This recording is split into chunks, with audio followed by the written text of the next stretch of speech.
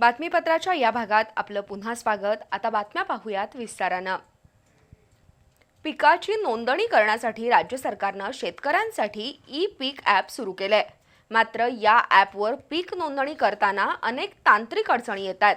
त्यामुळे पीक नोंदणीची अंतिम मुदत उलटूनही राज्यातील 21% शेतकऱ्यांना पिकाची नोंदणी करता आली नव्हती। अशा शेतकऱ्यांना आज राज्य सरकारनं दिलासा दिलाय। नोंदणीपासून वंचित असलेले शेतकरी आता ऑफलाईन पद्धतीने पिकांची नोंदणी करू शकतील। महसूल मंत्री चंद्रशेखर बावनकुळे यांनी आज विधानसभेत त्याबद्दलची घोषणा केली। त्यामुळे लाखो शेतकऱ्यांना दिलासा मिळालाय।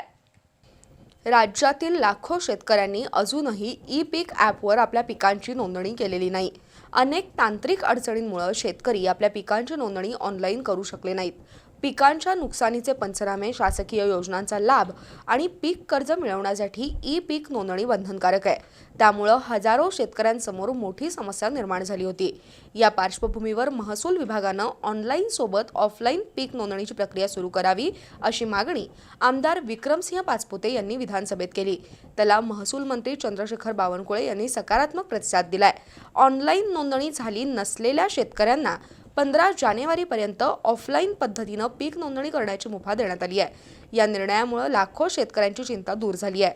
संबंधित शेतकरी जवळच्या तलाठी कार्यालय किंवा कृषी सहाय्यक यांच्या मदतीने आपल्या शेतातील पिकांची माहिती नोंदवू शकतील।